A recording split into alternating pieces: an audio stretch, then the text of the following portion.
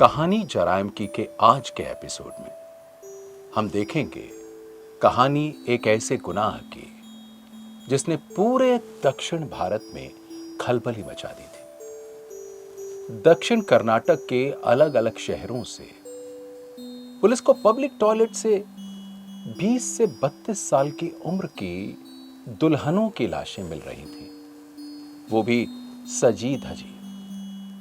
ये कोई गैंग था या फिर कोई इंसान जो महिलाओं से अवैध प्रेम संबंध बनाने के बाद उन्हें मौत के घाट उतार रहा था, या फिर ये सब वेश्याएं थीं जो ग्राहकों को खुश करने के लिए दुल्हन की तरह सजती संवरती थी।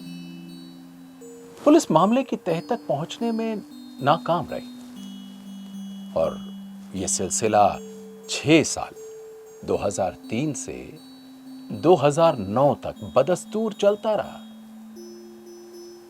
कौन था वो जो कुंवारी लड़कियों के साथ सुहाग रात मनाता था और फिर उसके बाद क्यों उनके साथ खेलता था मौत का खेल। घटना साल 2009 की है।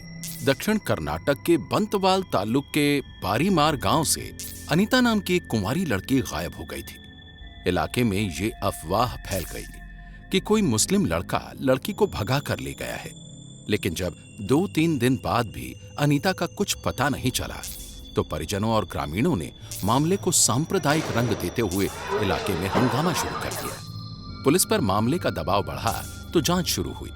कुछ दिन बाद ही गांव से करीब 150 किलोमीटर दूर हसन शहर के बस स्टैंड के पास टॉयलेट के अंदर से 24-25 साल की एक लड़की की लाश मिली। ये लड़की अनीता थी। उसने दुल्हन के कपड़े पहने हुए थे और शरीर पर किसी भी तरह के संघर्ष या मारपीट के कोई निशान नहीं थे, लेकिन हत्या की आशंका से इनकार नहीं किया जा सकता था। पोस्टमार्टम की रिपोर्ट से पुलिस को पता चला कि मौत से पहले लड़की के साथ अंतरंग संबंध बनाए गए थे और लड़की जहर की वजह से मरी थी। खूब हो हल्ला हो रहा था। लोगों के दबाव और हत्या की आशंका के चलते पुलिस पर इस मिस्ट्री को सुलझाने का दबाव दिन ब दिन बढ़ता ही चला जा रहा था। पुलिस ने गांव के लोगों से 1 महीने में इस केस को सुलझा लेने का वादा किया था। ऐसे में पुलिस को आनन फानन में एक एक्सपर्ट टीम बनानी पड़ी। पुलिस को पहले लगा कि ये शायद प्रेम प्रसंग में आत्महत्या का मामला है, लेकिन पुलिस को ये समझ में नहीं आ रहा था कि कोई शादी या पार्टी के कपड़े पहनकर टॉयलेट के अंदर जाकर सुसाइड क्यों करेगा। फिर पुलिस को लगा कि ये किसी सेक्स रैकेट का काम हो सकता है, जिसमें अगर लोग सेक्स रैकेट वालों की बात नहीं मानते, लड़कियां खास तौर पर, तो उनका मर्डर तक कर दिया जाता है। किसी सुराग की तलाश में पुलिस ने इसके बाद अनीता के फोन कॉल डिटेल्स खंगालनी शुरू की तो पता चला अनीता किसी कावेरी नाम की लड़की से सबसे ज्यादा बातचीत किया करती थी। पुलिस ने जब कावेरी के नंबर पर संपर्क करने की कोशिश की तो कावेरी का नंबर बंद मिला। इसके बाद पुलिस सीधे कावेरी के घर पहुंची। ऐसा लग रहा था कि अब तो इस मर्डर मिस्ट्री से पर्दा हट जाएगा।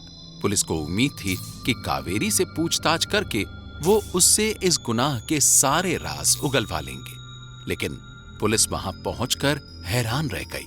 कावेरी के घर पहुंची पुलिस हैरान परेशान थी। केस और भी पेचीदा हो गया था। दरअसल कावेरी भी एक गरीब परिवार की ही लड़की थी और वो भी प्रेम प्रसंग के चलते घर छोड़कर भाग गई थी। वहां जाकर पुलिस को पता चला कि कावेरी भी कई दिनों से लापता थी और उसके घर वाले भी उसकी खोज में काफी परेशान थे। पुलिस के लिए अब यह केस सुलझाना एक चुनौती बनता जा रहा था। कोई तो था जो लड़कियों को अपने चंगुल में फंसा रहा था। वो कोई गैंग था या फिर कोई अकेला इंसान। और सबसे बड़ी बात तो ये कि उसका मकसद क्या था। इसके बाद पुलिस ने कावेरी की कॉल डिटेल खंगालनी शुरू की, जिसमें विनूथा का नाम सामने आया। पुलिस को पता चला कि अनीता से पहले कावेरी के नंबर से ही विनूथा नाम की महिला के नंबर पर काफी बातचीत हुआ करती थी, लेकिन छानबीन में वो भी गायब मिली। इसके बाद पुलिस ने विनूथा की कॉल डिटेल्स निकलवाई। पुलिस को लग रहा था कि अब तो बहुत जल्दी ही इस केस का राज फाश हो जाएगा। विनुथा के कॉल डिटेल से पुष्पा नाम की एक लड़की का नंबर मिला था। अभी तक तो पुलिस को यह केस सेक्स रैकेट या ह्यूमन ट्रैफिकिंग का लग रहा था, लेकिन इस तरह कड़ी को जोड़ने में पुलिस के होश ढीले हो गए। लेकिन इस पूरी कवायद में पुलिस को एक बड़ा ब्रेक थ्रू तब मिला जब बंद पड़े सभी नंबरों में से एक नंबर चालू था। पुलिस ने जब इस नंबर पे बात की तो पता चला कि इस नंबर को कोई धनुष नाम का टीनेजर लड़का चला रहा था। पुलिस ने धनुष से पूछताछ की तो लड़के ने पुलिस को बताया कि ये फ़ोन उसे उसके चाचा मोहन ने दिया है। इसके बाद पुलिस ने मोहन को गिरफ्तार कर लिया। पुलिस को लग रहा था कि मोहन किसी सेक्स रैकेट गिरोह के लिए काम करता होगा, लेकिन जब पुलिस ने मोहन को हिरासत में लेकर पूछताछ की तो उसने पुलिस के सामने 20 लड़कियों की हत्या करने की बात कबूल की। ये इतना बड़ा कांड था ना कि ये सुनकर एक बार तो पुलिस के भी होश उड़ गए। मोहन ने पुलिस के सामने खुलासा किया कि उसने अनीता नाम की एक 24-25 साल की लड़की को ये कहकर प्रेम के जाल में फंसाया कि वो एक सरकारी टीचर है और शादी करने का वादा करके उसे अपना घर छोड़ने के लिए राजी कर लिया।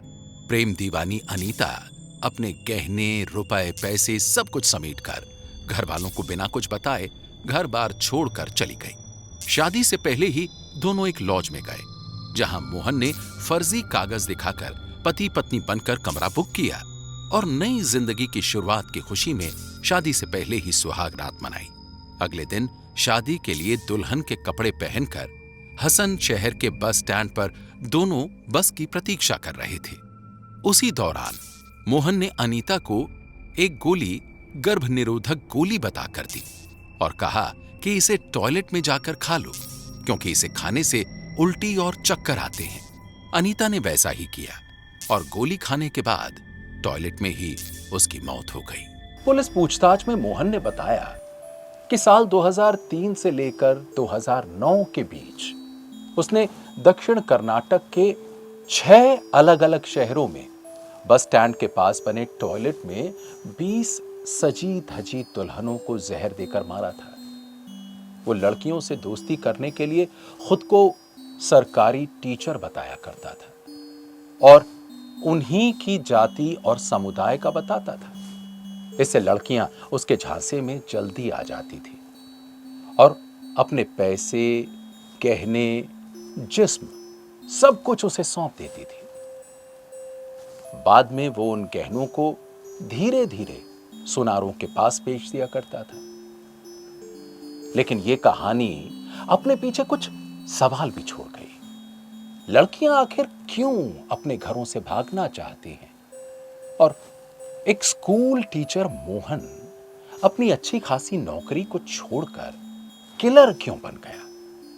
उसे इन हत्याओं से क्या हासिल हुआ? मोहन तो पहले ही 3 शादियां कर चुका था। उसको लड़कियों को सिड्यूस करने में मजा आता था। किसी मंझे हुए खिलाड़ी की तरह एक ऐसा खेल खेल रहा था जिसमें हत्या ही उसकी फिनिश लाइन थी।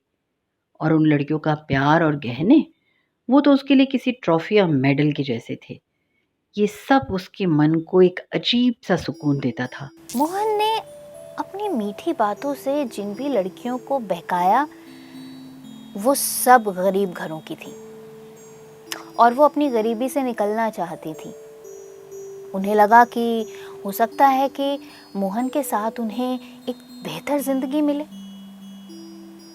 हो सकता है उन्हें ये भी लगा होगा कि उनके माँ बाप शायद मोहन को स्वीकार ही ना करें और वो शादी के बाद अपने माँ बाप को बताए कि उन्होंने मोहन से शादी कर ली है, तो शायद ज़्यादा बेहतर होगा। तो वो बिना किसी घरवाले को बताए वो लड़कियां घर छोड़कर भाग गईं और फिर दुर्भाग्य का शिकार बनी। इस कहानी से सबक मिलता है कि कभी भी किसी के बहकावे में आकर अपने परिवार के साथ इस तरह का विश्वासघात तो कतई नहीं करना चाहिए। पहले ज़रूर सोच लेना चाहिए कि जो कदम वो लड़कियां उठाने जा रही हैं, क्या पता हो सकता है कि उस कदम के बाद उन्हें जो देखने को मिले वो उससे ज़्यादा भयानक हो। शायद दुनिया उनके परिवार से ज़्यादा दुखदाई और कठोर हो। मोहन आदतन एक जालसाज था। उसे गुनाह के इस खेल में मजा आता था। उस पर हत्या के अलावा बैंक ऋण धोखाधड़ी और जालसाजी के आरोप भी थे। उसने 1980 से 2003 तक कर्नाटक के बारीमार गांव के प्राथमिक विद्यालय में फिजिकल एजुकेशन टीचर के रूप में भी काम किया था। 4 साल की सुनवाई के बाद आखिरकार दिसंबर 2013 में साइनाइड मोहन को कोर्ट ने मौत की सजा सुना दी। अपनी गुनाहगार फितरत के चलते मोहन एक सीधी सादी टीचर की जिंदगी से ऊब कर गुनाहगार बन गया और जरायम की दुनिया में सुकून खोजने लगा। यह एक ऐसी दुनिया है जहां से वापसी मुमकिन नहीं होती। अगर आपको हमारी कहानी अच्छी लगी तो कहानी को लाइक और चैनल को फॉलो और सब्सक्राइब जरूर करें। अगर आपके मन में कोई विचार हो तो कमेंट में लिखकर हमें जरूर बताएं। हम जवाब देने की पूरी कोशिश करेंगे। आज के लिए बस इतना ही। जल्द होगी मुलाकात अगली जरायम की कहानी के साथ।